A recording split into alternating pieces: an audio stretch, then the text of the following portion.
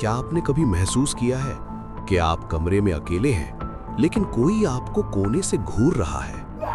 क्या कभी ऐसा हुआ है कि आपने आईने में देखा और आपकी परछाई ने पलक झपका दी हो?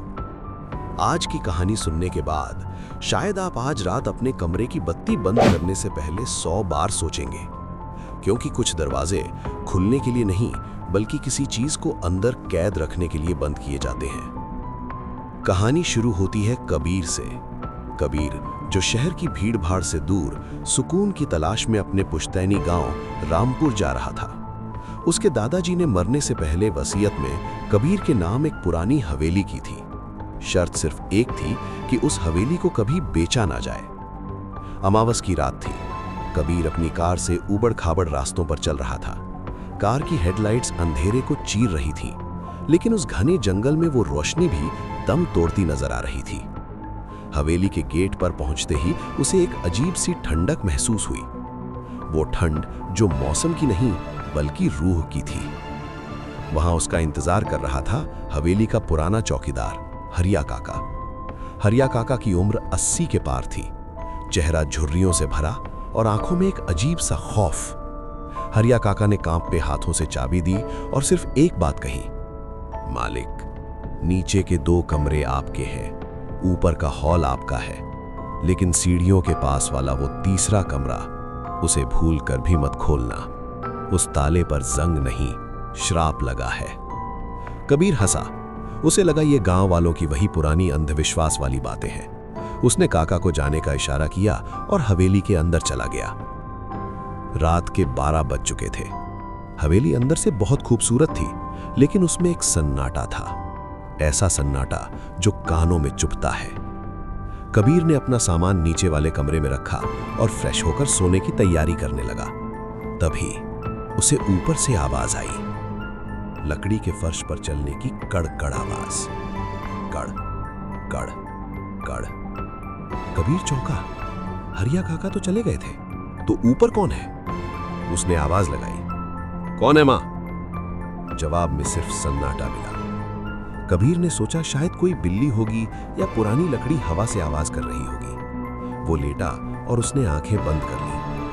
अभी उसकी आंख लगी ही थी कि इस बार आवाज ऊपर से नहीं, बल्कि उसकी चारपाई के ठीक नीचे से आ रही थी। कबीर के रोंगटे खड़े हो गए। वो एक झटके में उठा और बेड से नीचे देखा। वहां कुछ नहीं था, सिर्फ धूल और अंधेरा। शायद मेरा वहम है, कबीर ने खुद को समझाया। लेकिन उसके दिल की धड़कन तेज हो चुकी थी। उसे प्यास लगी। वो पानी पीने के लिए रसोई की तरफ बढ़ा। रसोई में जाते वक्त उसकी नजर सीढ़ियां पर पड़ी। वो सीढ़ियां जो ऊपर उस तीसरे कमरे की तरफ जाती थीं, जिसके लिए हरिया काका ने मना किया था। अमावस की रात थी, लेकिन उस कमरे के दरवाजे के नीचे से एक हल्की लाल रोशनी बाहर आ रही थी। कबीर लॉजिकल लड़का था, उसे भूतों पर यकीन नहीं था। उसे लगा शायद काका कोई लालटेन वहां भूल गए हैं जिससे आग लग सकती है। चेतावनी को नजरअंदाज करते हुए कबीर सीढ़ियां चढ़ने लगा। वो उस दरवाजे के पास पहुंचा। उस पर एक बड़ा जंग लगा ताला लटका था। लेकिन अजीब बात यह थी, ताला बाहर से लगा था, फिर भी अंदर से रोशनी आ रही थी। और अब रोशनी के साथ साथ एक आवाज भी आ रही थी। किसी के रोने की नहीं, बल्कि किसी के नाचने की आवाज। घुंघरू की आवाज। छन छन छन। कबीर ने अपने फोन की टॉर्च जलाई और ताले को गौर से देखा। ताले पर सिंदूर लगा था और लाल धागे बंधे थे।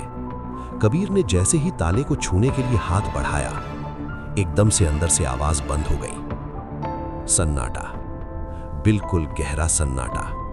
कबीर ने ताले को पकड़ा और उसे हिलाया।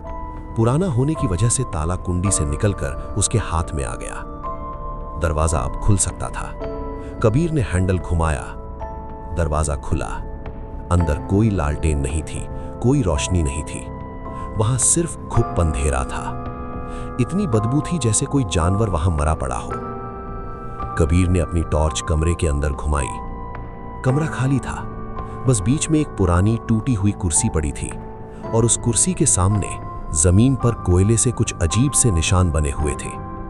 कबीर पीछे मुड़ने ही वाला था कि उसकी नजर सत पर गई। सत पर उल्टे लटके हुए सैकड़ों मरे हुए चमगादड़ थे, लेकिन वो मरे हुए नहीं थे। उनकी आंखें खुली थीं और वो सब कबीर को ही देख रहे थे। कबीर की चीख हलक में अटक गई। वो भागने के लिए मुड़ा, लेकिन दरवाजा अपने आप जोर से बंद हो गया। अब कबीर कमरे में कैद था और तभी उस खाली कुर्सी पर धीरे धीरे एक आकृति बनने लगी। पहले धुआं, फिर परछाई और फिर एक औरत। उसने पुराने जमाने के कपड़े पहने थे, पैर उल्टे थे और चेहरे की जगह सिर्फ अंधेरा था। वो औरत कुर्सी से उठी नहीं, बल्कि हवा में तैरते हुए कबीर के चेहरे के एकदम पास आ गई। उसने कबीर के कान में फुसफुसाया, हरिया ने मना किया था ना, फिर क्यों खोला? कबीर ने पूरी ताकत लगाकर दरवाजा पीटना शुरू किया। बचाओ, कोई है, काका! लेकिन उसकी आवाज कमरे से बाहर नहीं जा रही थी। उस औरत ने कबीर का गला पकड़ लिया। उसके हाथ बर्फ से भी ठंडे थे। कबीर का दम घुटने लगा। उसकी आंखों के सामने अंधेरा छाने लगा।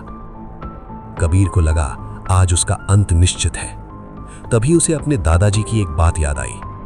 कबीर, हमारे कुलदेवता का लॉकेट हमेशा पहनना। कबीर के गले में वो लॉकेट था। उसने कांपते हाथों से वो लॉकेट निकाला और उस परछाई के माथे पर लगा दिया। जलने की आवाज और एक भयानक चीख। वो साया पीछे हटा। कमरे की खिड़कियां टूट गईं। तेज हवा अंदर आने लगी।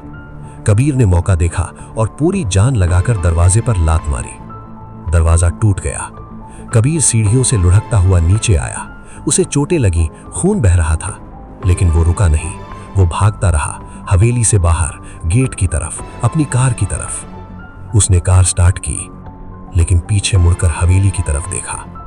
उस तीसरे कमरे की खिड़की पर अब भी वो खड़ी थी और वो मुस्कुरा रही थी, और उसके हाथ में कबीर का वो लॉकेट था जो भागते वक्त गिर गया था। कबीर उस रात तो बच गया। वो शहर वापस आ गया। उसने वो हवेली कभी बेचने की कोशिश नहीं की और ना ही कभी वापस गया।